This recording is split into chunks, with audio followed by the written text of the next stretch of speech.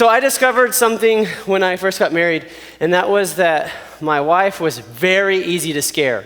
Like, I wouldn't even try. I would just walk into the room and say hi, and she would jump and stuff like that. In fact, one time we're literally laying in bed next to each other, and I look at her and say, I'm going to scare you now.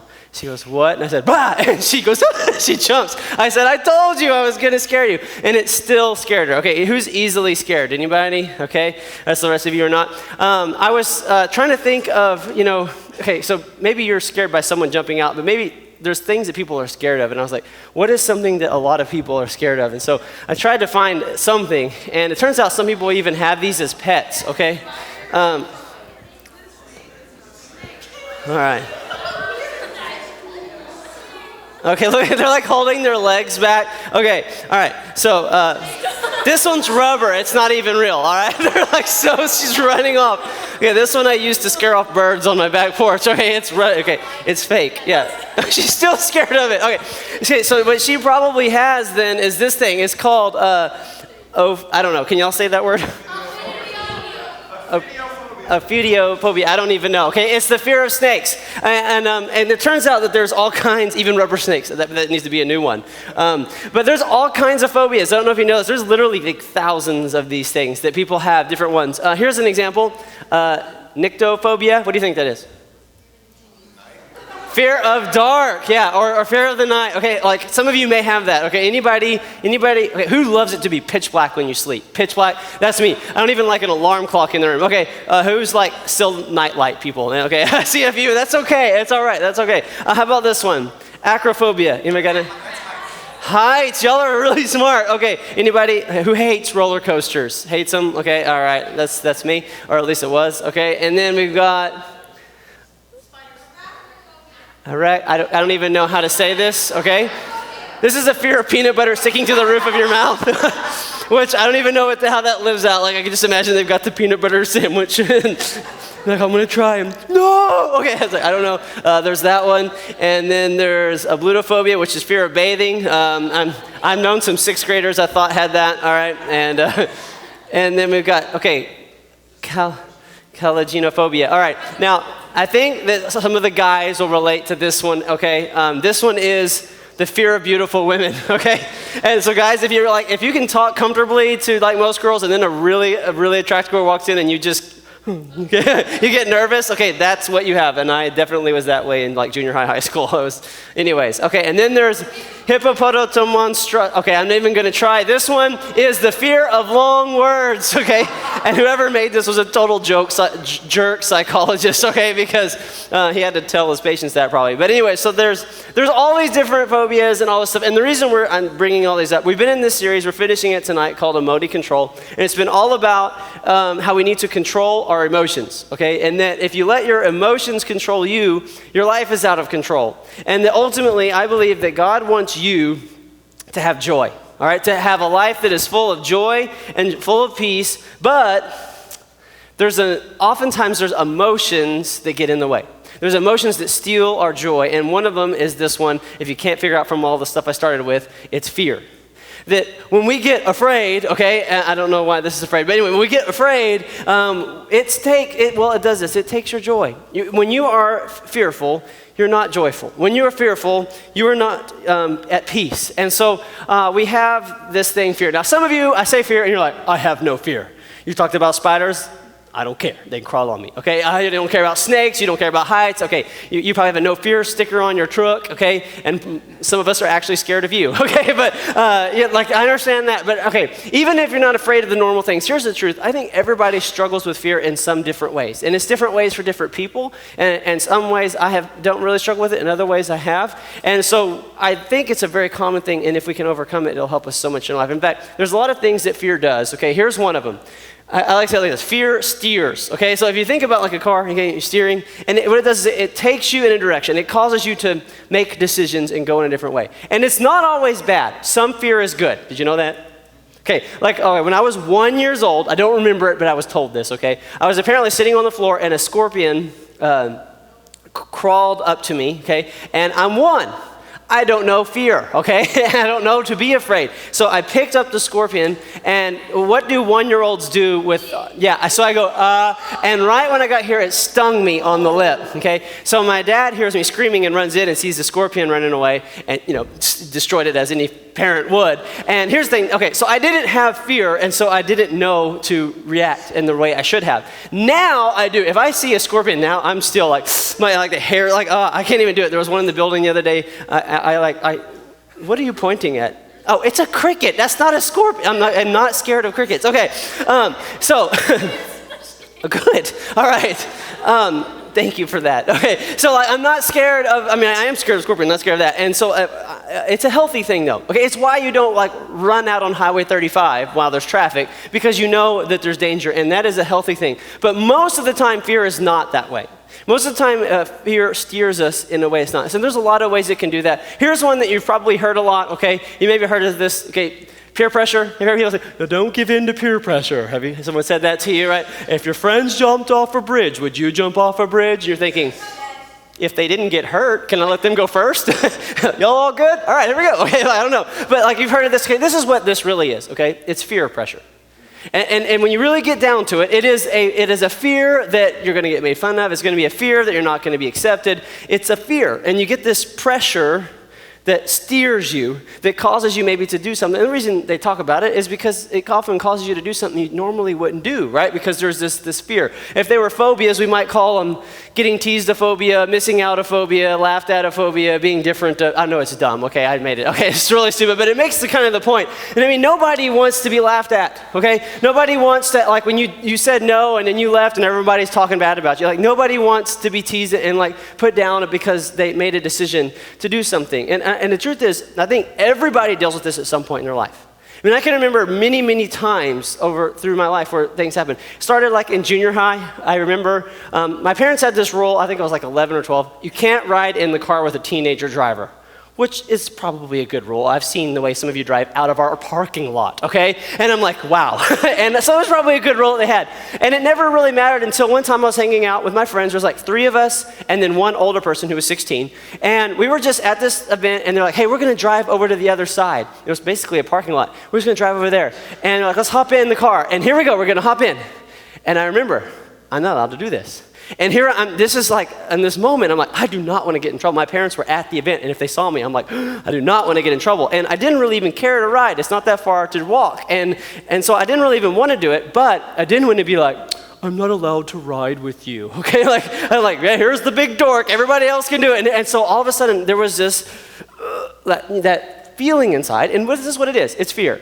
It's fear I'm going to be made fun of. It's fear I'll look stupid. It's fear of whatever. And we all experienced that. And okay, in junior high, guess what? Even when I remember I was 22 years old, okay? I'm in college. I'm 22. You should be secure in yourself by then.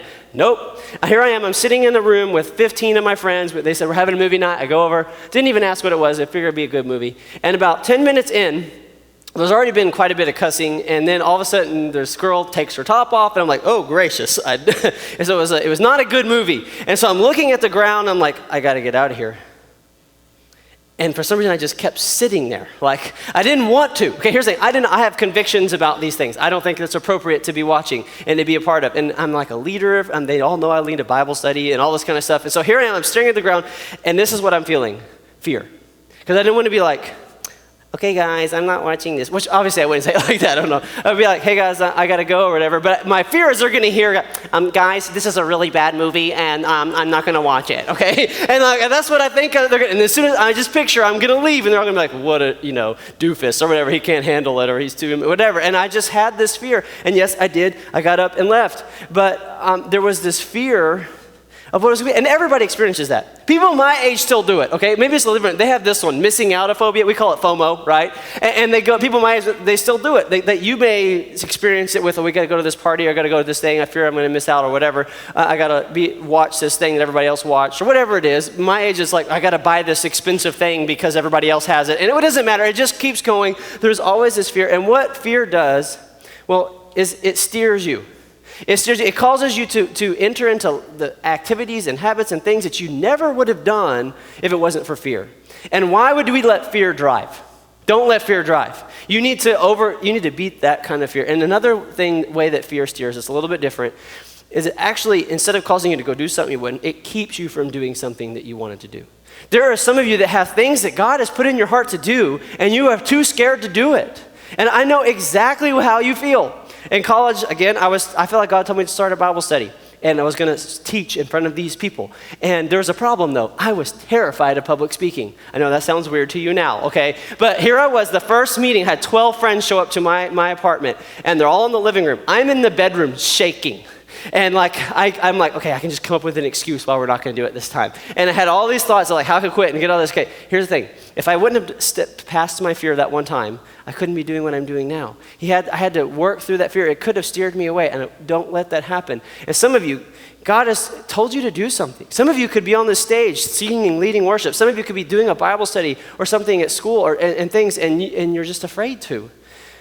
Have you ever, come on, I think a lot of us have experienced this. A friend told you something bad was happening in their life, and in your mind you thought, I could say, can I pray with you? And then you didn't do it because you were afraid they would say no.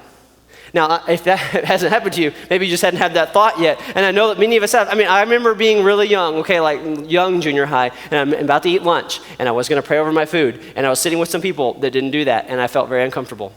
And so I dropped something on the floor and went, Jesus, thank you for my food. In Jesus' name, amen. It was like that. And so no one would see it. Now, how embarrassing that here I was too embarrassed to even pray in front of my friends. Why? Because of fear. And I was letting it steer. Do not let fear steer your life. It will keep you from doing things, and it will cause you to do things that is not what God has for you, and it will ultimately take you away from the great places you should be. The other thing it does is it steals. It steals. And here's what it steals. Joy. When you are laying in bed at night full of fear, you don't have joy. When you are laying in bed at night full of fear, you are not at peace, are you? In fact, some of the most stressful things is when you are full of fear, and so it will steal from you. Now, I, of course, just shared how I dealt with this quite a bit, okay, in different ways, and I think everybody does. I didn't really have phobias, okay. I mean, I was scared of roller coasters, and I overcame that fear. And I was scared talking to beautiful women, and I married one. So I overcame, like, all of these things, and bonus points, okay. And I overcame those fears. But now, this one, I really didn't deal with, okay, this idea of laying in bed at night afraid. I just wasn't that way. I had stress. I was stressed about tests and things, but fear is kind of a different level, okay? And I didn't deal with that until a few years ago. We were about to have our first baby, Emery. So it was getting close to time for birth. And I came home one day, and Tracy was watching a TV show, I think. And so I was like, I'm going to go play a video game. And so I went in, and I'm playing Counter-Strike, if you know what that is. And so after about an hour or so, I come out, and I'm like, hey, how's it going? And she goes, well, I've been having contractions every 10 minutes for a couple hours. I'm like, what? I'm playing a video game, and you're having contractions? And I'm like, okay, we prepared for this. And so we had gone to class and done all this stuff. And so we started timing the contractions. And I don't know if you know, so like when they first start, it's kind of like, oh, there's something there. Oh, I think I felt. And then like a little bit later, it's like, ah, okay. And so it kind of grows. And so they're getting closer and they're getting more intense. And so I'm kind of helping her. And we learn like these strategies. So like you're supposed to make low sounds when you get the pains. You're supposed to go like, oh, right? Because and not supposed to go ee. Okay, say ee. Okay, do you feel how tight you are? Okay, now say ah. Yeah, and now you're relaxed. So when you relax, it helps. So with the pains and with the process, it helps the process move along. So, here she is. She's in pain. I'm like, okay, honey, go, oh. And she's like, oh. And then she starts getting more pain. She's going, oh. I'm like, no, oh. And she goes, okay, oh. Okay, so we're like doing this whole thing, going back and forth. And they get pretty close together, so we call the people we need to call. I was like, hey, we're going to go to the birthing thing. And so we get in the car and we drive up. And on the way there, I'm like, oh. Okay, she's like, oh. Okay, we're driving. And we get there, she gets out, and everything's going good. Everything is smooth. And then things started to change. It started getting really, really intense, okay? And so she throws up in a bag, and it's like, and that's where things really started. She started like not feeling good. And so we go, and they kind of put her on a different place. And I'm sitting there, okay, remember, I'm like coaching her the whole time. So we're like this close together. And then like the first like pushing contraction hits her, okay? I don't know exactly how this feels. And she goes, ah! And I'm like, good sounds, let's go low. And I think it probably felt like if you took your lip and ripped it off. Okay, that's the sound that she made when that happened. And so she yells, and so we're kind of like, wow. And so the little midwife people, they're all like testing the heart rate of the baby and putting little monitors on there. And they're like, and they're like, okay, the baby's, we gotta go over here. And they reposition her. And so our baby's heart was like at 120. But then as things kind of got further along, all of a sudden it was at 90. And then every time she get a contraction, it would go to 70. And so I look over, and the little ladies, you know, they're all like, they're like, I'm like, hey, they're whispering, something's wrong, okay? And they're not telling us. And then finally she comes over and goes, well, the baby's heart rate's not doing good. Which, okay, that's not what you want to hear, right? It's like, so if she doesn't get the baby out real quick, we're going to have to do this cutting thing. And when she heard cutting, she goes, oh, and the baby goes, boom, okay, there's the baby. It was done. And I was like, whoo, crisis averted. And it's true. It's exactly how it happened. It was really gross, too, just so you know. And so I thought everything was doing good. And so after a little bit, you know, the baby's cleaned up and everything, and they want to take Tracy in. They have like a bath where she can clean up. And so she stands up, and I'm kind of helping her. And this I won't forget. Her skin turned yellow, like just instantly. It was like, whew. I mean, you know the song, red and yellow, black and white. The yellow one. That's what it was. And so she was like yellow, and her eyes rolled up into her head, and she just passes out. I'm like catching her, putting her down on the bed, and the little midwife people are like, and they like this, like instant, like she had this thing. It's like snapped it and like woke her up. She was literally out for like 3 seconds. For me, it felt like 3 hours. And she wakes up, she's like, I had a good dream. How long was I asleep? I was like, 3 seconds. Are you okay? And they're like, oh, what's going on? Why did you pass out? And I'm like, is she okay? And they're like, oh, she'll probably be fine. I'm like, probably be fine. Okay, this is not what I want to hear. And so, but in that moment, like something kind of happened in me. And for the first time, I was like really afraid. I mean, this fear came in, like, what if something's wrong inside her and we can't see it and we don't know? And I just felt this fear. And, you know, they took her, eventually she got well enough, and I just had to sit alone for a while. And I was just overwhelmed. In fact, the deal was after that, it stuck with me. I remember we went home and we're laying in bed, and like, she would like cough or something. I'm like, is she alive? Okay. and like still breathing, okay. And then we learned about how to like take care of your baby. Like you have to like wrap them up certain ways to get them to sleep. And I read about this thing, you know, it's called like SIDS, right? SIDS, S-I-D-S, sudden infant death syndrome. And I'm like, and so now I'm thinking my baby could die any moment, just die, okay? Or my wife. And so all of a sudden there's just this fear. And literally for about 5 days, I didn't sleep more than like 10 minutes at a time, because I let fear completely take over my heart. And I realized that there are a lot of people that live in fear. That you live in fear on a regular basis. You're afraid this thing's going to happen with your family, or you're afraid, you know, this person's going to die, or you're afraid this situation's not going to work out, or this person's going to leave you, or there's this fear. And what it does is it steals.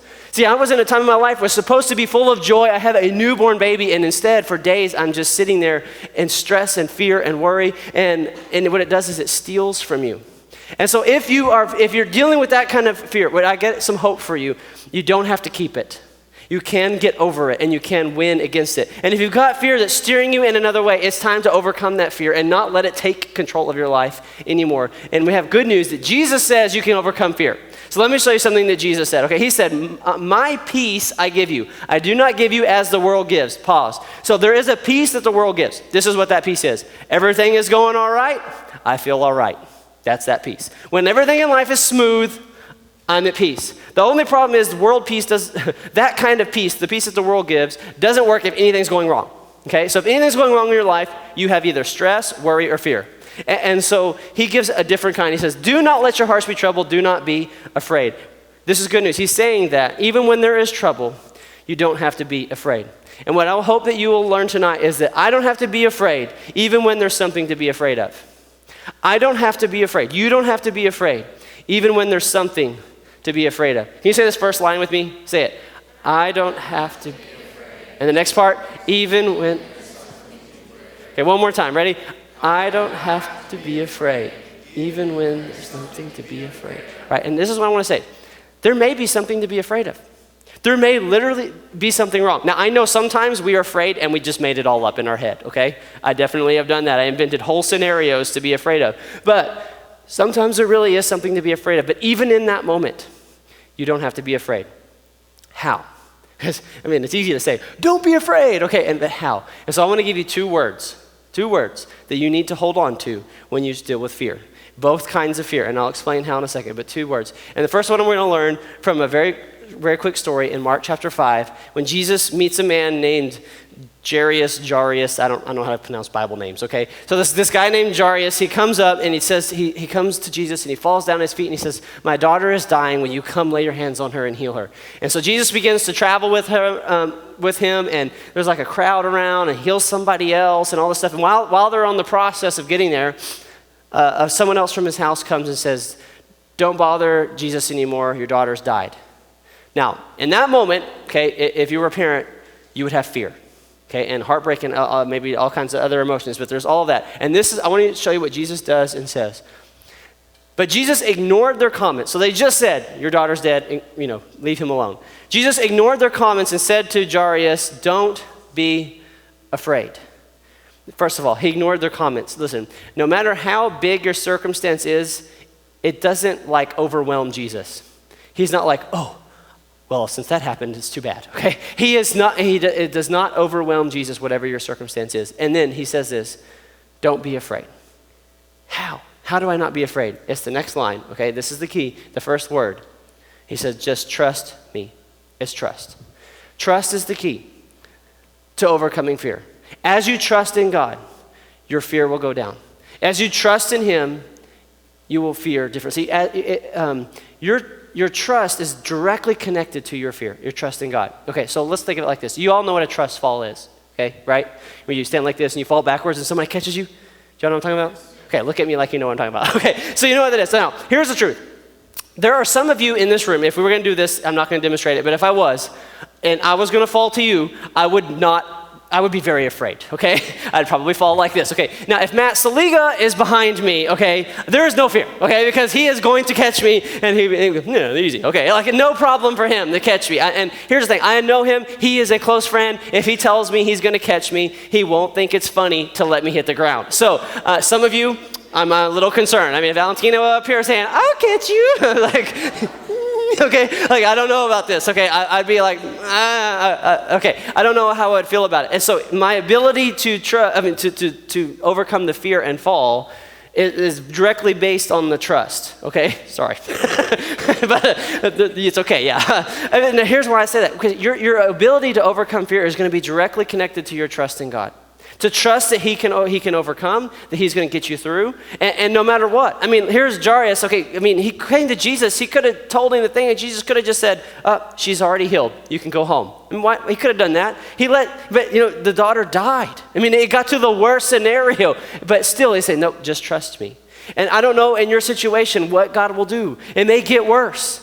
But you keep trusting him. Your worst fear might happen, but then you just trust and you know what? He's still with me. He's going to get me through to the other side. It is not over. And I have seen so many people get hit by things in their life. And if they have a trust in God, they don't live in fear. And even when fear comes, they can keep going.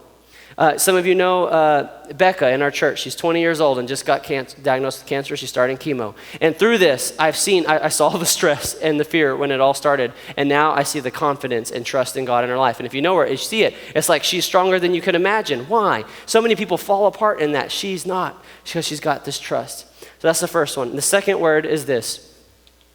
There is no fear in love, but perfect love drives out fear. Love, it says, drives out fear. You know what it means to drive something out?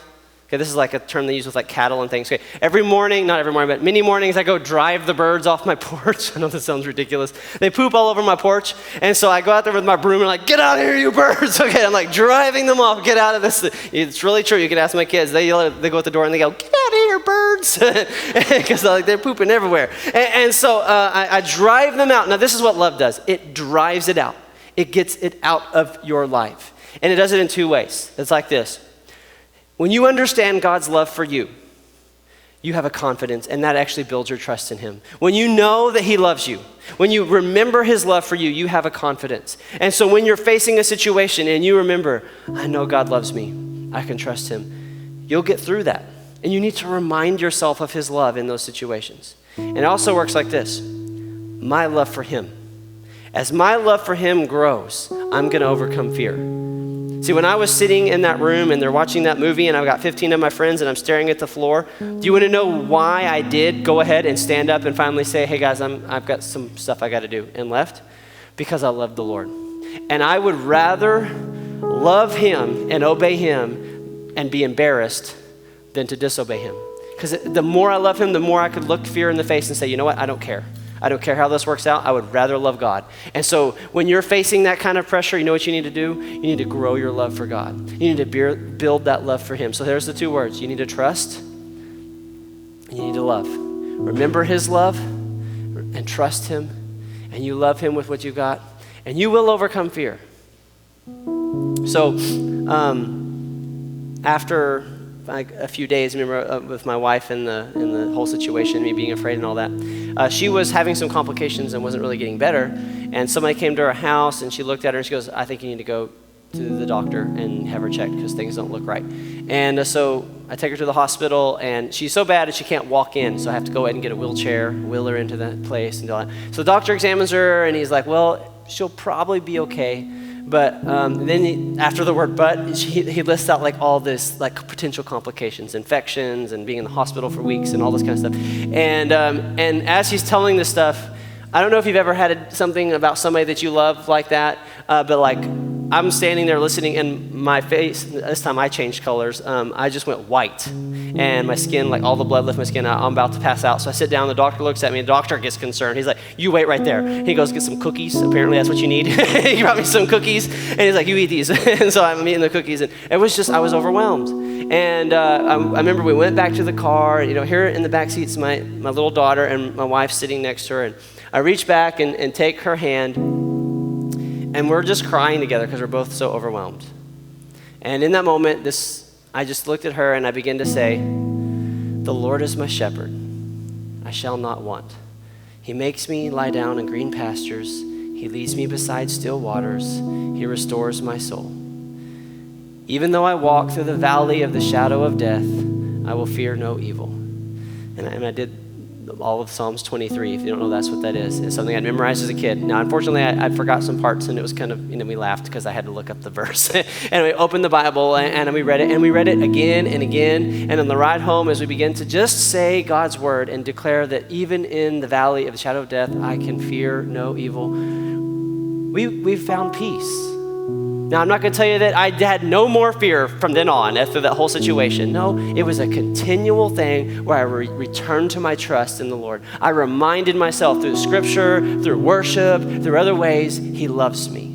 And so if you're facing a fear right now, let's remind yourself right now, he loves you. If you're prone to giving in to pressure and letting fear steer you, you need to remind yourself tonight, I love him and he loves me. And I'm not going to live that way anymore. And become determined that you would rather be laughed at than back up on your love for God.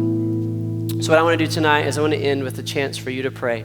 And if you're dealing with something in your life, whether it's fear or stress or worry or just a situation, I want to encourage you to let somebody pray with you. Let the love of God be on you as they do. Father, I thank you that you love us. I pray that you would just encourage everyone here who's facing fear. Let them know your love. Help them to trust in you. In Jesus' name, amen.